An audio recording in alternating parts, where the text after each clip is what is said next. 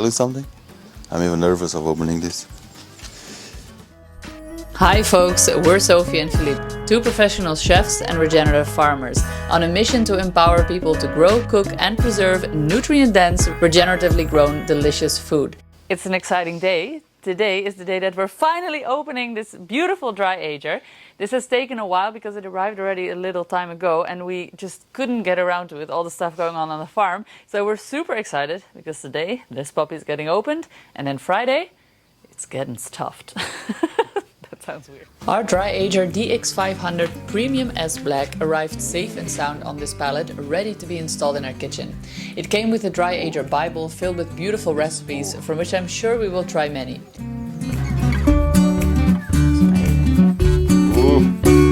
Home is where the beef is. It also came with some fun meat labels and skewers, DryAger Special Cleaner, the instructions manual, and of course the Saltaire salt blocks and tray. The fridge was extremely well packaged and protected, and unboxing it made us feel like it was Christmas. You're gonna grow up eating aged beef, boy. Yeah! This is a true dream come true, as we used to age a lot of meat in our own cellar. But since we don't have one of those here in Portugal, this fridge is actually going to enable us again to make lots of our own cured meats again, sausages, fermented foods, cheeses and much more. This is, however, our first time working with a dry aging fridge, so it's going to be exciting and we're looking forward to taking you along on the journey while we explore this machine and all its potential. Spoiler alert, the first thing we made is going to be amazing. We gave it a prominent place in our kitchen and then proceeded to set it up. It takes very little work. You just need to attach the door handle, place the racks inside and unpack the salt blocks. Then place those at the bottom of the fridge, turn it on and select the program you need.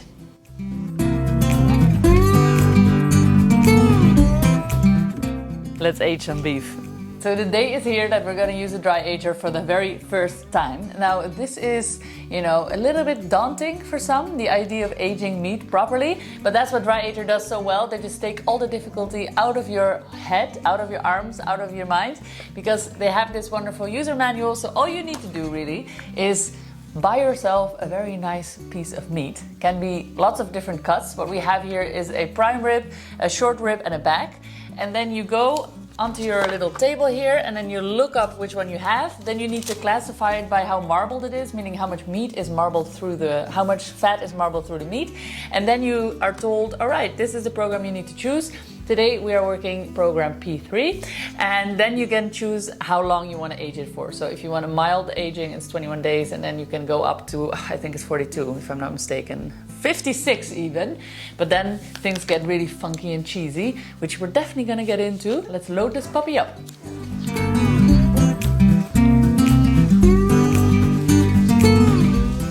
Alright, Philippe's gonna take over from here because he's the meat handler in our household, so I'll be filming him.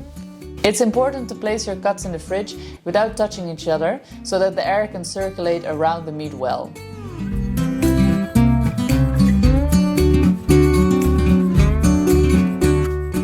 Off she goes. I labeled all the cuts with their name and the date on which we put them in the fridge. The labels are really useful as you can simply spear them into the meat. That way there is never any doubt on how long your meat has been dry aging for.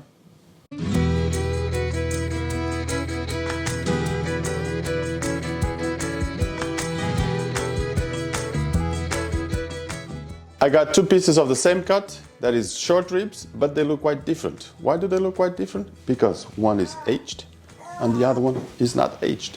So you might be wondering, why do I want a piece of meat that looks dried and old? Dry aging is a process where we store the meat in a controlled refrigerated place to concentrate the flavors and increase the tenderness.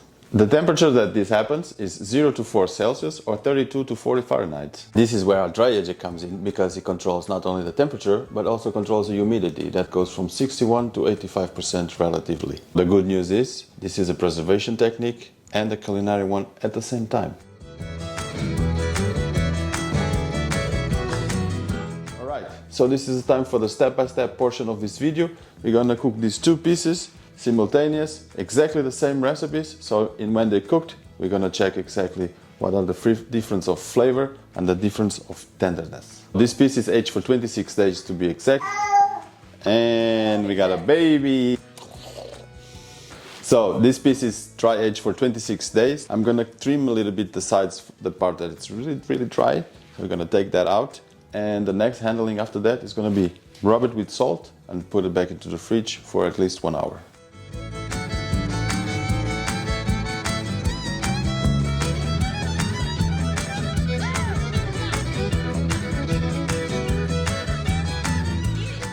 So it's quite funny because one of our ex-retreatees, now a good friend, told me that he used this rind to put into the sausages for the deep flavor, for the deep nutty flavor. Probably is what we're gonna do too. Don't throw it away. Now I'm gonna cut it in pieces between the bones, salt it and put it in the fridge.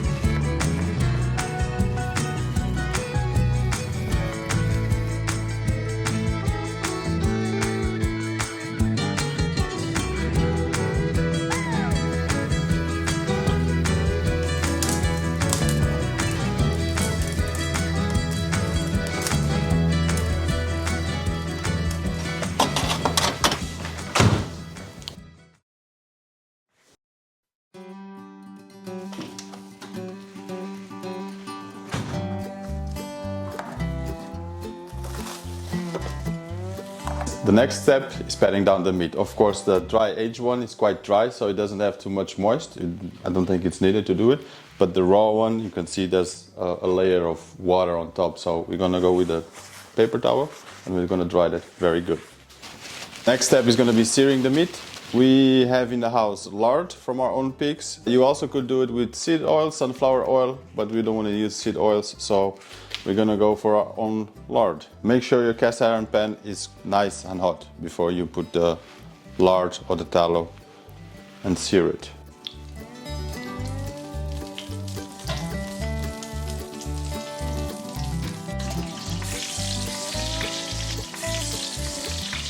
Searing creates a deep, flavorful crust through the Maillard effect, adding complexity that braising liquid alone never achieves.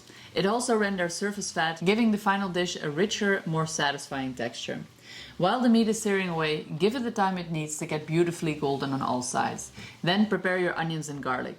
We are using 3 onions and 3 cloves of garlic for each rib dish.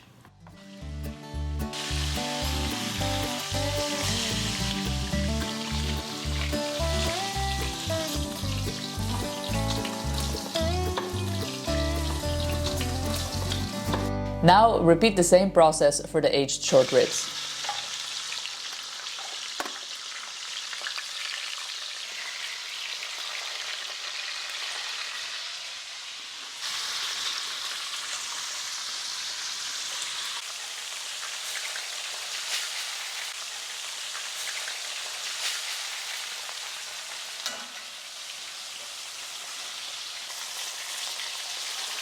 Once the meat is well seared, you can remove it from the pan and place it in a baking tray. Then in the hot lard, saute your onions and garlic until slightly golden and sweet. Move the meat back in the Dutch oven and top it with enough water to just about cover the meat.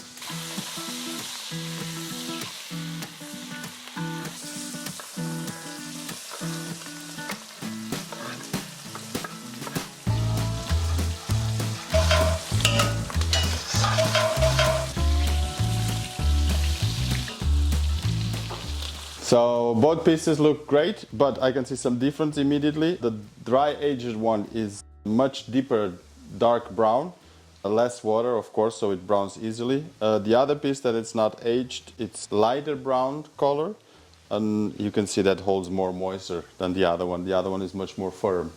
So, and the smell of this thing, it's just unbelievable.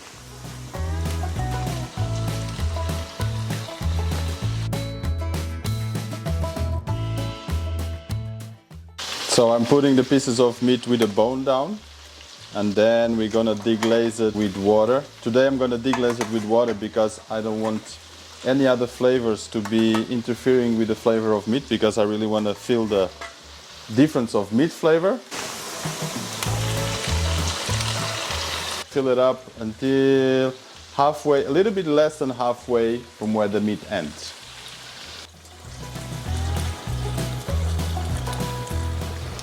So I'm gonna taste the water just to check the salt. What's the salt on the water? If it misses a little bit, I'll put more. If not, then it's ready to go. It does need salt. Likewise here. So we're gonna cook this today for 6 hours long at 115 degrees Celsius or beep, beep, beep, Fahrenheit. The Dutch ovens go into the oven with their lids on, letting the braising liquid steam inside the pot. Halfway through, you could consider turning the meat around, making sure everything is nicely submerged.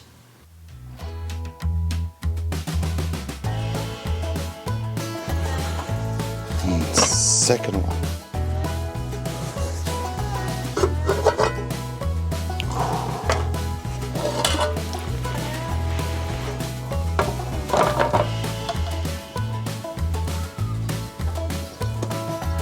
So this one is the dry aged.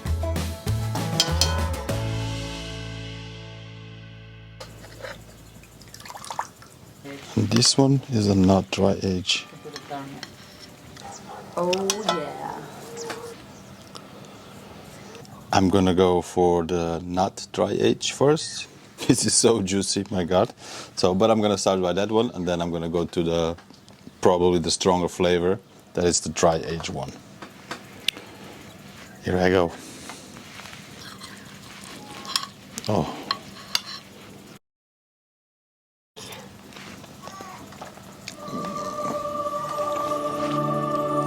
This just melts in your mouth completely. Wow. And this is not the dry age one. Wow. As you can see, this just falls out of the bone alone. I'm gonna try this little piece here. Wow. Yeah, it has a deeper smell, like much deeper.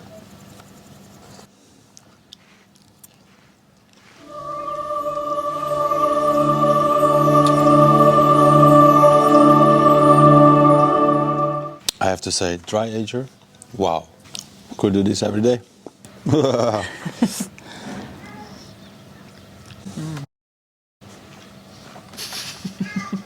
Yep. And that brings us right here to my little office where I do most of my editing to give you the final verdict on these two dishes. So the DryAger one definitely was much more nutty and complex in flavor. The texture as well was a little bit more condensed, so I want to say the texture of it, especially the fat, was noticeably different, and it had almost a buttery texture to it, really delicious. The non-dry aged one was also very good, very juicy, but had slightly less complex notes to it, but of course there was more of it, there was more volume. So if you want to go for bulk, then dry aging always feels a bit like, oh, there's less result, but trust me, it makes up for it tenfold in flavor. So I highly recommend this. So far, first experience with the DryAger. DryAger, we are going to be honest about our experiences. Very positive indeed. Now, if you want to learn more about our recipes and find more of them, go check that on our website right here. Or if you want to keep on watching, check out this playlist right here. Or if you want to come join us on site in Portugal for some culinary retreat fun, check out the upcoming dates on the website right here. All right, that was it for now. See you on the next one. The Farming Chefs, peace out. Or should I say, meat out.